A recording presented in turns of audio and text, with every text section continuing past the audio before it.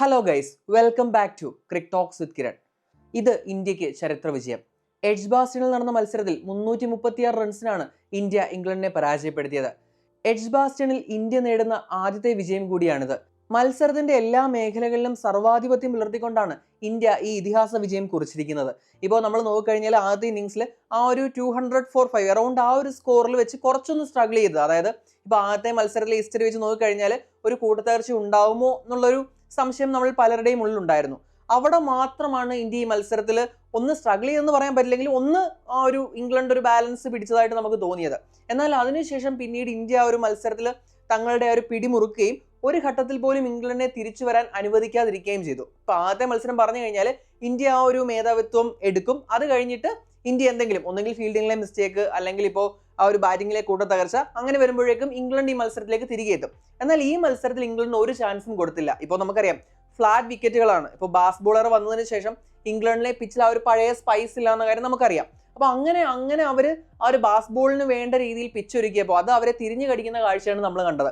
ഇപ്പൊ ആദ്യത്തെ ഇന്നിംഗ്സിൽ ഇന്ത്യ നല്ലൊരു സ്കോർ തന്നെ എടുത്തു.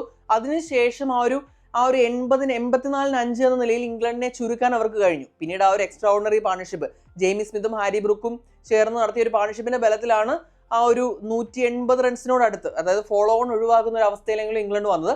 പിന്നീട് രണ്ടാം ഇന്നിംഗ്സിൽ ഇന്ത്യ ഔട്ട് ബാറ്റ് ചെയ്തു. അത് നമ്മൾ പ്രതീക്ഷിച്ചതിനേക്കാൾ കൂടുതൽ ഒരു വലിയ സ്കോറാണ് ഇന്ത്യ അവരുടെ മുന്നിലേക്ക് വെച്ചത്. അതോടുകൂടി വിജയം എന്നത് അവരുടെ ആ ഒരു, അതായത് ഇപ്പോൾ ഒരു 350-400 ഒക്കെ കൊടുത്താൽ ചേസ് ചെയ്യാൻ ഒരു മടിയും കാണിക്കില്ല അവസാന ദിവസം ഇംഗ്ലണ്ട് എന്ന ടീം. എന്നാൽ ഇത്തവണ അവരുടെ മുന്നിലേക്ക് വെച്ച ലക്ഷ്യം 608 ആണ്. അപ്പോൾ മഴ വന്നിട്ട് കൂടി, അതായത് ഇന്ന് 5ാം ദിവസമായി ഇന്ന് മത്സരം കുറച്ച് തുടങ്ങാൻ താമസിച്ചിട്ട് കൂടി ഇന്ത്യ അനായാസം വിജയം പിടിച്ചെടുക്കുന്ന കാഴ്ചയാണ് നമ്മൾ കണ്ടത്.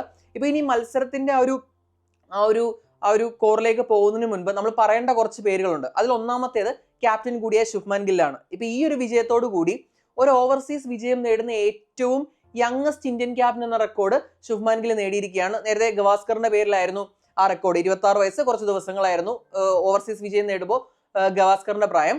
എന്നാൽ ഇപ്പോൾ ശുഭ്മാൻ ഗില്ലിന് 25 വയസ്സും കുറച്ച് ദിവസങ്ങളുമാണ് പ്രായം. അപ്പോൾ youngest Indian captain to win an overseas test എന്നൊരു റെക്കോർഡ് നമ്മുടെ ശുഭ്മാൻ ഗിൽ സ്വന്തമാക്കിയിരിക്കുകയാണ്. ബാറ്റ് കൊണ്ട് മുന്നിൽ നിന്ന് നയിച്ച ക്യാപ്റ്റൻ. ഇപ്പോൾ 4ാം നമ്പറിലേക്ക് വരുമ്പോൾ പലർക്കും സംശയം ഉണ്ടായിരുന്നു, ടെണ്ടുൽക്കറിൽ നിന്ന് വിരാട് കോഹ്ലിയിലേക്ക് ഒരു സീംലെസ് ട്രാൻസിഷൻ വന്ന പോലെ കോഹ്ലിയിൽ നിന്ന് ഗില്ലിലേക്ക് വരുമോ? അത് കോഹ്ലിയുടെ തന്നെ ഒരു അപ്രിസിയേഷൻ നമ്മളിപ്പോൾ ഈ കഴിഞ്ഞ ദിവസം കണ്ടതാണ്. അതായത് ആ ഒരു സ്പോട്ട് തൻ്റേതാണെന്ന രീതിയിൽ ആ ഒരു ഉറപ്പ് നൽകുന്ന ഒരു പ്രകടനമാണ് ശുഭ്മാൻ ഗിൽ 2 മത്സരങ്ങളിലും കാഴ്ചവെച്ചത്. ആദ്യത്തെ ഇന്നിംഗ്സിൽ 269, രണ്ടാമത്തെ ഇന്നിംഗ്സിൽ 161. 2 ഇന്നിംഗ്സിലും ബാറ്റിങ്ങിന്റെ കാര്യത്തിൽ ഇന്ത്യയെ മുന്നിൽ നിന്ന് നയിക്കാൻ ഗില്ല് തന്നെയാണ് ഈ മത്സരത്തിലെ മാൻ ഓഫ് ദ മാച്ച്. പിന്നീട് നമ്മൾ നോക്കിക്കഴിഞ്ഞാൽ ജയ്സ്വാളിന്റെ ഒരു ഫസ്റ്റ് ഇന്നിംഗ്സിൽ നല്ലൊരു ഇന്നിംഗ്സ് ഉണ്ടായിരുന്നു. അതുപോലെ തന്നെ ഋഷഭ് പന്തിന്റെ കമിയോ ഉണ്ട്. അതുപോലെ തന്നെ നമ്മുടെ KL രാഹുലിന്റെ ഒരു ഇന്നിംഗ്സ് ഉണ്ട്. അതുപോലെ തന്നെ ജഡേജ അത്യാവശ്യം ഡീസന്റ് ആയിട്ട് തന്നെ കളിച്ചിട്ടുണ്ട്. പിന്നീട് വാഷിംഗ്ടൺ സുന്ദറിന്റെ ആ ഒരു ഷോർട്ട് ഇന്നിംഗ്സ് ഉണ്ട്. അങ്ങനെ വന്നു കഴിഞ്ഞാൽ ഇപ്പോൾ എന്താണ് കരുൺ നായരും, അതുപോലെ തന്നെ കരുൺ നായർ ആ ഒരു സ്റ്റാർട്ട് കൺവേർട്ട് ചെയ്യാൻ കഴിഞ്ഞില്ല. നിതീഷ് കുമാർ റെഡ്ഡി ഫ്ലോപ്പായി എന്നതിൽ അപ്പുറം ബാക്കി എല്ലാവരും തങ്ങളുടേതായ രീതിയിൽ ബാറ്റിംഗിൽ കോൺട്രിബ്യൂഷൻ നൽകി ഗില്ല് മുന്നിൽ നിന്ന് നയിച്ചു. ഇനി ബോളിംഗിൽ നമ്മൾ എടുത്തു പറയേണ്ട പേരാണ് ആകാശ്ദീപ്. ഇപ്പൊ ആദ്യത്തെ ഇന്നിംഗ്സിൽ തന്നെ 2 വിക്കറ്റുകൾ ഇട്ടുകൊണ്ട് ഈ ഒരു മത്സരം ആ ഒരു ബോളിംഗിൽ ആ ഒരു മികച്ച തുടക്കം നൽകിയത് ആകാശ്ദീപാണ്. ആദ്യത്തെ ഇന്നിംഗ്സിൽ 4 വിക്കറ്റുകളാണ് ആകാശ്ദീപ് എടുത്തത്. പിന്നെ രണ്ടാമത്തെ ഇന്നിംഗ്സിലേക്ക് വന്നു കഴിഞ്ഞപ്പോഴേക്കും ബോളിംഗിന്റെ ഭാരം ഒറ്റയ്ക്ക് ചുമലിലിരുന്ന കാഴ്ചയാണ് നമ്മൾ കണ്ടത്. രണ്ടാമത്തെ ഇന്നിംഗ്സിൽ 6 വിക്കറ്റ് എടുത്തു. അതുപോലെ തന്നെ ഒരു ഇന്ത്യൻ ബോളറുടെ ഇംഗ്ലണ്ടിലെ ഏറ്റവും മികച്ച സ്പെല്ലും ഇതോടുകൂടി ആകാശ്ദീപ് സ്വന്തമാക്കി. 2 ഇന്നിംഗ്സുകളിൽ നിന്നായിട്ട് 10 വിക്കറ്റുകളാണ് സ്വന്തമാക്കിയത്. പിന്നീട് നമ്മൾ എടുത്തു പറയേണ്ട പേരാണ് മുഹമ്മദ് സിറാജ് ആദ്യത്തെ ഇന്നിംഗ്സിൽ 6 വിക്കറ്റ് സ്വന്തമാക്കി. രണ്ടാമത്തെ ഇന്നിംഗ്സിൽ 1 വിക്കറ്റ് മാത്രമേ കിട്ടിയുള്ളൂ. സിറാജ് നല്ല രീതിയിൽ തന്നെയാണ് പന്തെറിഞ്ഞത്. ആകാശ്ദീപ്, സിറാജ് എന്നിവരാണ് ഈ മത്സരത്തിൽ ആ ഒരു ബോളിങ്ങിനെ മുന്നോട്ട് കൊണ്ടുപോയത്. പ്രസീദിന്റെ കാര്യം പറഞ്ഞു കഴിഞ്ഞാൽ നിരാശപ്പെടുത്തിയെന്ന് പറയേണ്ടി വരും. ഇപ്പൊ അടുത്ത മത്സരത്തിൽ ബുംറ തിരികെ എത്തുമെന്ന് ഉറപ്പായി കഴിഞ്ഞു. ഗിൽ അത് കൺഫേം ചെയ്തിട്ടുണ്ട്. അപ്പൊ അടുത്ത മത്സരത്തിൽ ഇന്ത്യൻ ടീമിന്റെ ബോളിംഗ് എന്ന് പറയുന്നത് കുറച്ചുകൂടി സ്ട്രോങ് ആവും. ബുംറ, ആകാശ്ദീപ്, സിറാജ് എന്നൊരു മികച്ച ഒരു കോർ ബോളിംഗിൽ വരും. ഇനി ആ ഒരു കുൽദീപിനെ കൂടി ആ ഒരു ടീമിൽ കണ്ടാൽ, അതുപോലെ തന്നെ അർഷദീപിനെയും ആ ഒരു ടീമിൽ കണ്ടാൽ കൊള്ളാമെന്നുണ്ട്. അതൊക്കെ നമുക്ക് പിന്നീട് സംസാരിക്കാവുന്ന കാര്യമാണ്. ഇനി ഇന്നത്തെ ദിവസത്തിലേക്ക് വന്നു കഴിഞ്ഞാൽ ഇംഗ്ലണ്ടിന് വേണ്ടിയിരുന്നത് 536 റൺസാണ്. 7 വിക്കറ്റുകൾ മാത്രമാണ് അവർക്ക് ബാക്കി ഉണ്ടായിരുന്നത്. നമുക്കറിയാം ഒരു ഇംഗ്ലണ്ട് വിൻ എന്നുള്ളൊരു സംഭവം ഫ്രെയിമിലേ ഉണ്ടായിരുന്നില്ല. ഇന്ത്യ വിജയിക്കുക അല്ലെങ്കിൽ അവർ സമനിലയ്ക്ക് വേണ്ടി ശ്രമിക്കുക. ഇവിടെ മഴ തുടക്കം കുറച്ചു നേരം ഇംഗ്ലണ്ടിന് കുറച്ച് ആശ്വാസം നൽകി. കളി സ്റ്റാർട്ട് ചെയ്യാനായിട്ട് ഏകദേശം 2 മണിക്കൂറോളം വൈകുന്ന കാഴ്ച നമ്മൾ കണ്ടു. എന്നാൽ അവരുടെ ഒരു കാലാവസ്ഥ പ്രവചിച്ചതുപോലെ തന്നെ 11 മണിക്ക് ശേഷം, അതായത് 11-11:30 ശേഷം കാര്യമായ മഴയ്ക്ക് സാധ്യതയില്ല എന്നാണ് പ്രവചനം വന്നത്. അതുപോലെ തന്നെ നമുക്ക് കുറച്ച് സമയത്തിന് ശേഷം കളി തുടങ്ങാൻ പറ്റി. പിന്നീട് ഇന്ത്യയുടെ ഒരു ആധിപത്യമാണ് നമ്മൾ കണ്ടത്. അതിൽ തന്നെ ഏറ്റവും മികച്ചു നിന്നത് ആകാശ്ദീപാണ്. ഇന്നലെ 2 വിക്കറ്റ് എടുത്ത ആകാശ്ദീപ് ഇന്ന് 4 വിക്കറ്റുകൾ കൂടെ തന്റെ ആ ഒരു ടാലിയിലേക്ക് ചേർത്തു. അതുപോലെ തന്നെ ഇപ്പോൾ ജഡേജ ഒരു വിക്കറ്റ് ഇട്ടു, വാഷിംഗ്ടൺ സുന്ദർ ഒരു വിക്കറ്റ് ഇട്ടു, പ്രസീദും ഒരു വിക്കറ്റ് ഇട്ടതോടുകൂടി ഇന്ത്യ അനായാസം മത്സരം വിജയിക്കുന്ന കാഴ്ചയാണ് നമ്മൾ കണ്ടത്. 336 റൺസ് എന്ന ഒരു ഹ്യൂജ് മാർജിനിലാണ് ഇന്ത്യ മത്സരം വിജയിച്ചിരിക്കുന്നത്. തീർച്ചയായിട്ടും അപ്പോൾ റൺസിന്റെ കണക്ക് വെച്ച് നോക്കിയാൽ ഇതൊരു റെക്കോർഡാണ്. ഇന്ത്യയുടെ ബിഗ്ഗസ്റ്റ് അവേ വിൻ ആണ് ഇന്നിവിടെ എഡ്ജ്ബാസ്റ്റണിൽ നേടിയിരിക്കുന്നത്. അതുപോലെ തന്നെ എഡ്ജ്ബാസ്റ്റണിലെ ആദ്യത്തെ വിജയമാണ്. പിന്നെ ഞാൻ പറഞ്ഞ പോലെ ശുഭ്മാൻ ഗില്ലിന് റെക്കോർഡുണ്ട്. അങ്ങനെ നിരവധി നാഴികക്കല്ലുകൾ ഇന്ത്യ പൂർത്തിയാക്കിയ ഒരു മത്സരം കൂടിയാണിത്. തീർച്ചയായിട്ടും ആദ്യ മത്സരത്തിൽ തന്നെ ഇന്ത്യ വിജയിക്കേണ്ടതായിരുന്നു. എന്നാൽ അവിടെ സംഭവിച്ചതെന്ന് പറഞ്ഞാൽ നമ്മൾ പല വീഡിയോകളിലും സൂചിപ്പിച്ചതുപോലെ ആ ഒരു ബാറ്റിങ്ങിലെ കൂട്ടത്തകർച്ചയും മോശം ഫീൽഡിങ് കാരണമാണ് ഇന്ത്യ തോറ്റത്.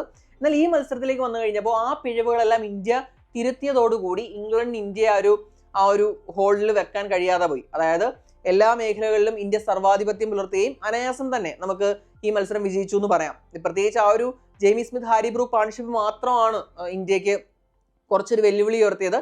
അതുകൂടി ഇല്ലായിരുന്നെങ്കിൽ നമുക്കിത് നേരത്തെ തീരേണ്ട മത്സരമാണ്. ഒരു എക്സ്ട്രാ ഓർഡിനറി പാർട്ണർഷിപ്പാണ് ബ്രൂക്കും സ്മിത്തൂടി കളിച്ചത്. അപ്പോൾ അതുകൂടി ഇല്ലായിരുന്നെങ്കിൽ ഇംഗ്ലണ്ടിന്റെ അവസ്ഥ പരിതാപകരമായേനെ. ഇനി ഇന്ത്യയെ സംബന്ധിച്ച് പറയുകയാണെങ്കിൽ തീർച്ചയായിട്ടും ഹൈ കോൺഫിഡൻസിലായിരിക്കും ഇന്ത്യ ലോഡ്സിലെത്തുക. ഈ ജനറേഷനിലെ ഏറ്റവും മികച്ച ബോളർ എന്ന് നമുക്ക് വിശേഷിപ്പിക്കാനാവുന്ന ബുംറ കൂടി ടീമിൽ തിരിച്ചെത്തുന്നതോടെ ഇന്ത്യൻ ടീമിന്റെ സ്ട്രെങ്ത് ഒന്നുകൂടി വർദ്ധിക്കും.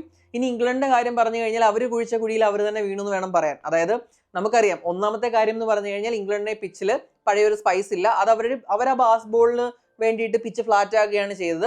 അതുപോലെ തന്നെ ആൻഡേഴ്സൺ, ബ്രോഡ് എന്നിവർ ഉണ്ടാക്കിയ ഒരു വിടവ് നികത്താൻ അവർക്ക് കഴിഞ്ഞിട്ടില്ല. ഈ ടെസ്റ്റിൽ വിരമിച്ച ജെയിംസ് ആൻഡേഴ്സൺ വന്ന് പന്തെറിഞ്ഞാൽ ഇതിൽ മികച്ച രീതിയിൽ എറിഞ്ഞേനെന്നാണ് എനിക്ക് തോന്നിയത്. കാരണം അതായത് അവര് ബോൾ ചെയ്തിരുന്ന സമയത്ത് ഇവോക്ക് ചെയ്തിരുന്ന ഒരു ഫിയർ ഉണ്ടല്ലോ, അത് ഇംഗ്ലണ്ട് ഈ ഒരു ബോളിംഗ് ലൈനപ്പിൽ ഇല്ല. അത് അവർക്ക് തീർച്ചയായിട്ടും ഒരു പ്രശ്നമാണ്. പിന്നീട് ഫ്ലാറ്റ് പിച്ചിൽ ഇംഗ്ലണ്ടിന് എക്സ്ട്രാക്ട് ചെയ്യാൻ കഴിയാത്ത ഹെൽപ്പ് ഇന്ത്യൻ ബോളേഴ്സ് എക്സ്ട്രാക്ട് ചെയ്തെന്ന് വേണം പറയാൻ. അത് തീർച്ചയായിട്ടും അവരുടെ മൊറാലിനെ തന്നെ ചിലപ്പോൾ ബാധിച്ചേക്കാം. കാരണം നല്ല ഫ്ലാറ്റ് സർഫസ് ആണ്. ബാറ്റിങ്ങിന് അനുകൂലമായുള്ള സർഫസിൽ ഇംഗ്ലണ്ടിന്റെ പേര് കേട്ട ബാറ്റേഴ്സ് തപ്പിത്തടഞ്ഞ് വീണപ്പോൾ ഇന്ത്യ അനായാസം റൺസ് സ്കോർ ചെയ്തു.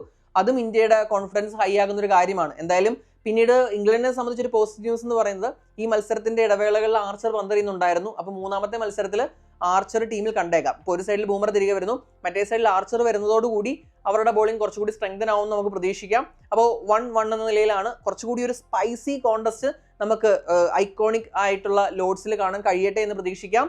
അപ്പോൾ ഈ മത്സരത്തെക്കുറിച്ചുള്ള നിങ്ങളുടെ അഭിപ്രായങ്ങൾ തീർച്ചയായിട്ടും കമന്റ് ചെയ്യുക.